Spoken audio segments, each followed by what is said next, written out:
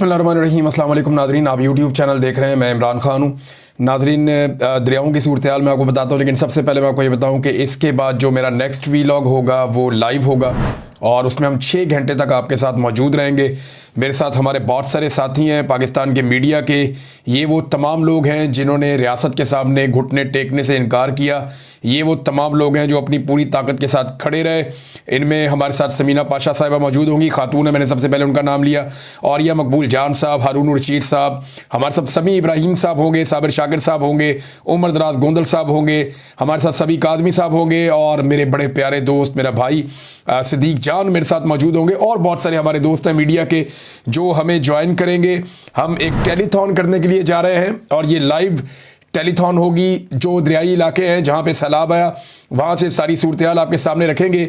हमें किन चीज़ों की ज़रूरत है, हमें क्या करना पड़ेगा, किस तरीके से पाकिस्तान को इस आफत से बचाया जा सकता है। देखें, ये बहुत बड़ी आफत है, ये कोई छोटी मुसीबत नहीं है। इंडिया के अंदर बहुत नुकसान हुआ है, पाकिस्तान के अंदर भी बहुत नुकसान हुआ है। मैं अभी आपके सामने चीज़ें रखूंगा, लेकिन पाकिस्तान टाइम के मुताबिक रात 8 बजे से ऑनवर्ड हम एक टेलीथॉन करने जा रहे हैं जिसमें हम सारे पाकिस्तानी अपने अपने तौर पे सैलाब मुतासरीन की मदद करेंगे। हम सारे मिलकर फंड रेजिंग करेंगे और फिर उस फंड को सैलाब मुतासरीन के लिए हम खर्च करेंगे। हमने एक चीज़ का तहैया किया सब लोगों ने मिलकर कि हमने किसान को वापस खड़ा करना है, ख़ास तौर पे छोटे किसान को जिसकी फसल तबाह हो गई, जिसका खेत तबाह हो गया। हम उसे कैसे सहारा दे सकते हैं, नए बीज के साथ, खाद के साथ, उसकी फसल के अंदर हल चलाकर, और बहुत सारे मल्टीपल तरीके हैं वो भी हमने करने हैं। लेकिन पहले जो है वो रेस्क्यू का काम है, रिलीफ का काम है, उसके अंदर हम जो कर पाएंगे पहले वो करेंगे। और ये सारी चीज़ें ग्राउंड पे अभी भी बहुत सारे लोग कर रहे हैं। हम खुद ग्राउंड के ऊपर हमारी टीमें ये काम कर रही हैं और आने वाले दिनों में हम बड़ी तेज़ी से ये काम करेंगे। और इसके लिए ये एक टेलीथॉन जो आज शुरू हो जाएगी रात 8 बजे पाकिस्तान टाइम के मुताबिक, और ये हम तकरीबन 5 घंटे इसको 5 से 6 घंटे में इसको जारी रखेंगे। और ये सारे लोगों के मैंने नाम लिए, ये लोग हमारे साथ इसमें मौजूद होंगे। सूरत हाल क्या है नादरीन, पंजनद में 5 घंटों में 1 लाख से क्यूसिक से ज़्यादा का पानी जो है उसमें इजाफा हो गया है। 6 लाख क्यूसिक से ऊपर का रेला इस वक्त पंजनद से गुजर रहा है। हेड गंदा सिंह में पानी में लगातार इजाफे का रुझान हो रहा है।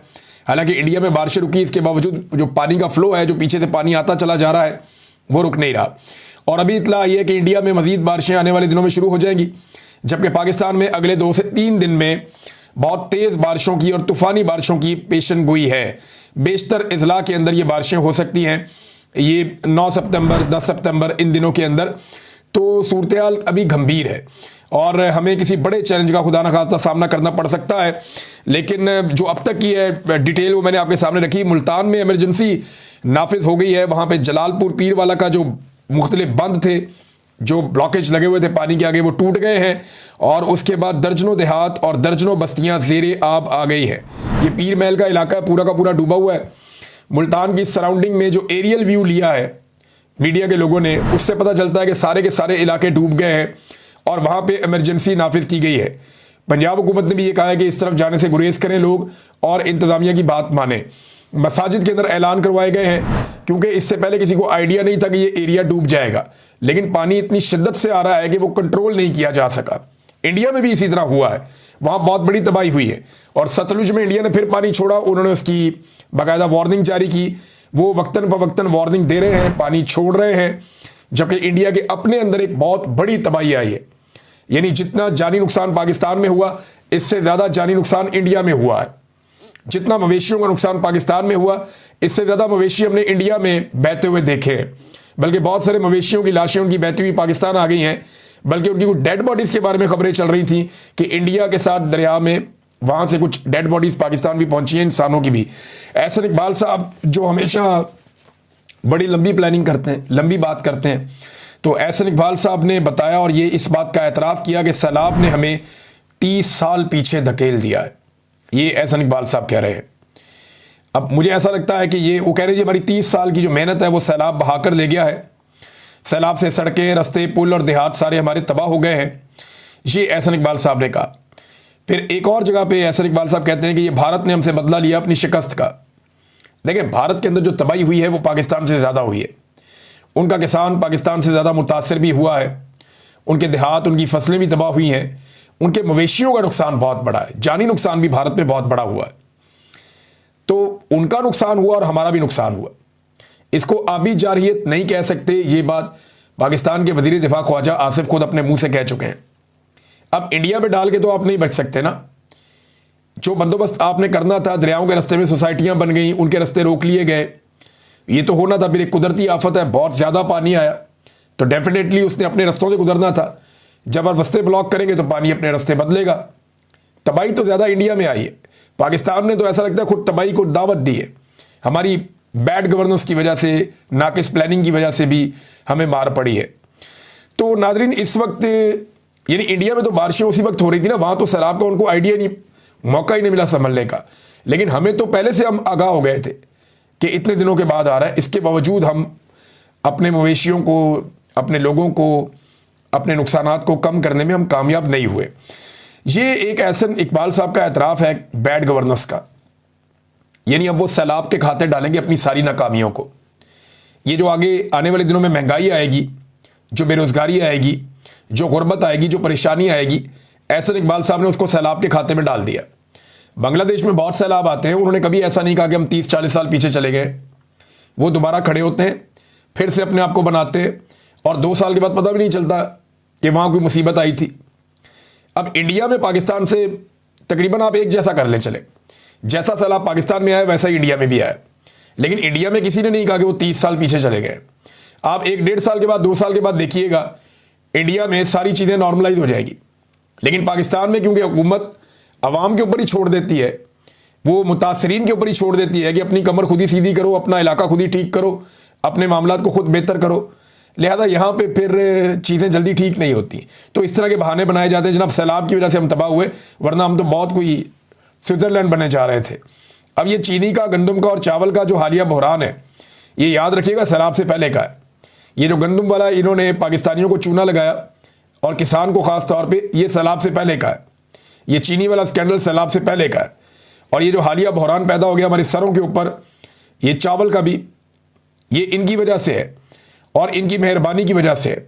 लिहाजा एहसन इकबाल साहब ये कह रहे हैं कि 30 साल पीछे हमें धकेल दिया, ये एक बिला वजह कहानी है। अगर हुकूमत अपना पूरी तरह से बंदोबस्त करे और अपनी पूरी एफर्ट लगाए और सब्सिडीज़ फ्राहम करे और अपनी पूरी तवानाइयाँ यहाँ पे खर्च करे, तो कोई वजह नहीं है कि पाकिस्तानी बहुत मेहनती हैं, जल्दी इसमें से निकल जाएंगे। आप देखिएगा भारत इससे कैसे निकलेगा। आप देखिएगा बाकी मुल्क जहाँ पे सैलाब आता है वो इसमें से कैसे निकलता है। बांग्लादेश में आता है वो भी इसमें से निकल जाते हैं। लेकिन पाकिस्तान ने इसको भी एक, ऐसा लगता है इस हुकूमत ने एक अपॉर्चुनिटी के तौर पे लिया है।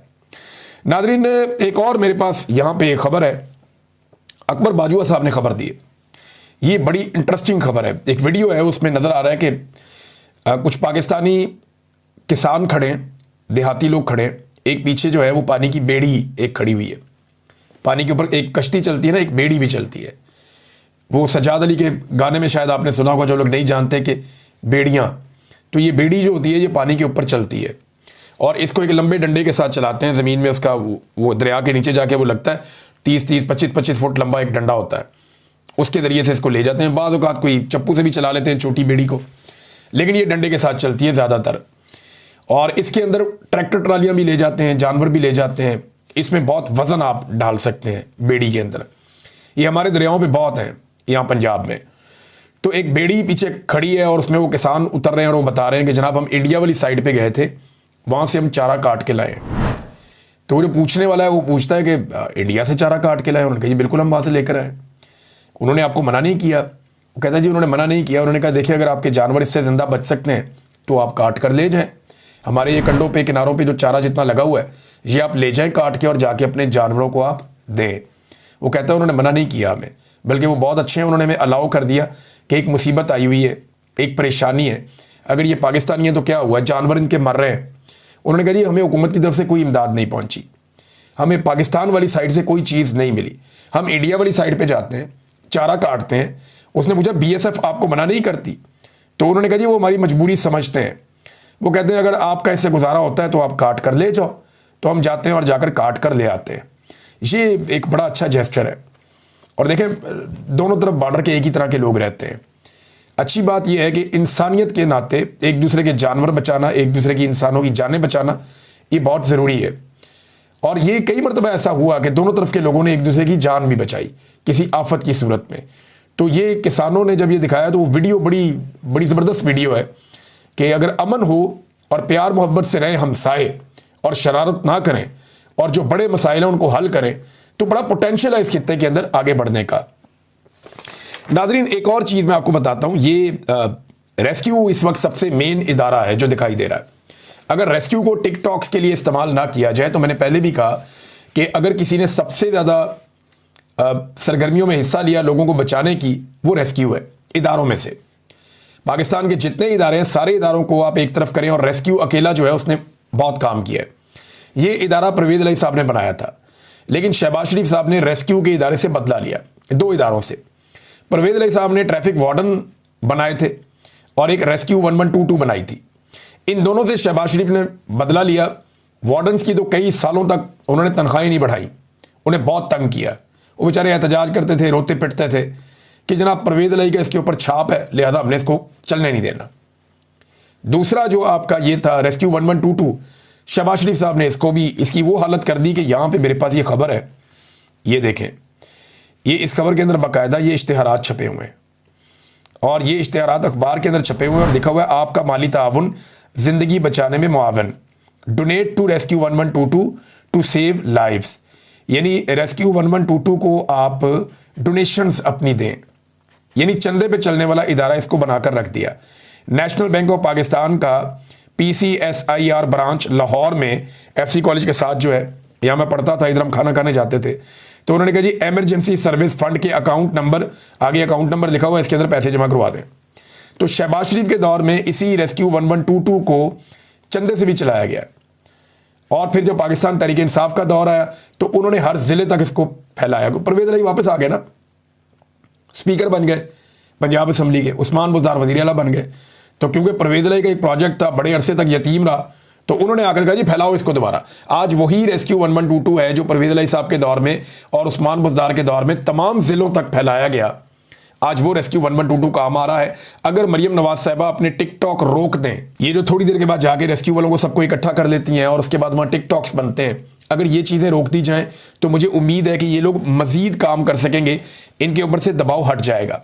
फिर एक और ख़बर है कि माहौलियात को नुकसान पहुँचाने के हवाले से लाहौर में नाज़रीन हमने बहुत दफ़ा एहतजाज किया, बहुत दफ़ा रिक्वेस्ट की, लेकिन शरीफ ख़ानदान मानता ही नहीं था। इन्होंने लाहौर में अंधाधुंध कटाइयाँ की हैं दरख्तों की। मिसाल के तौर पे ये अगर डॉन की रिपोर्ट आप देखें तो शहबाज शरीफ के वज़ारत आला के दौर में लाहौर में खरबों मालियत के मेगा प्रोजेक्ट्स के लिए हज़ारों दरख्त काट दिए गए और ये वो दरख्त थे जिसकी उम्र 50 साल 70 साल, इतने पुराने और बड़े दरख्त, वो दरख्त जो बड़े घने दरख्त थे, बहुत बड़े दरख्त थे। एक जो दरख्त है ना बड़ा दरख्त, वो कोई 36 बच्चों को, नन्हे बच्चों को ऑक्सीजन फराहम करता है, इतना ज़रूरी है। तो इन्होंने जनाब वहाँ पे बहुत बड़ी मिकदार में दरख्त काट दिए। 5000 दरख्त इन्होंने लगभग अपनी सड़कें चौड़ी करने के चक्कर में, अपने छोटे मोटे प्रोजेक्ट करने के चक्कर में इन्होंने काट दिए। बड़ा एहतजाज भी हुआ लाहौर में, इन्होंने दबा लिया एहतजाज पुलिस के ज़रिए से। फिर इन्होंने दावा किया कि हम बहुत दरख्त लगाएंगे। हमने देखा लाहौर में कोई शजरकारी हुई नहीं, कोई दरख्त लगे ही नहीं, इन्होंने कोई काम किया ही नहीं। और अब आप माहौलियाती तब्दीली के असरात देख रहे हैं। लाहौर में जब स्मोक आती है, सर्दियों में आप वहाँ नहीं रह सकते। बरसात में अजीबोगरीब तरीके से बारिशें होती हैं, बेमौसमी, आप गुजारा कर नहीं सकते। गर्मियों के अंदर इतनी शदीद गर्मी हीट वेव आती है कि आप उसका भी गुजारा नहीं कर सकते। तो लाहौर में रहने के लिए मौसम भी चंद महीने ही रह गया है। यानी अभी मैं स्मोक के बारे में पढ़ रहा था कि जो शख्स लाहौर के अंदर पूरा साल गुजार लेता है और जो स्मोक के महीने हैं, जब ये हवा में स्मोक आ जाती है कार्बन, तो आप जब वहाँ पे रहते हैं कुछ अरसा तो आपकी ज़िंदगी के चंद साल कम हो जाते हैं। ये मैंने बाकायदा रिसर्च पढ़ी है कि लाहौर का जो AQI है, एयर क्वालिटी इंडेक्स, वो सर्दियों में इतना ख़राब हो जाता है कि वहाँ पे रहने वाले आदमी की ज़िंदगी कम हो जाती है। ये नाज़रीन हालात हैं।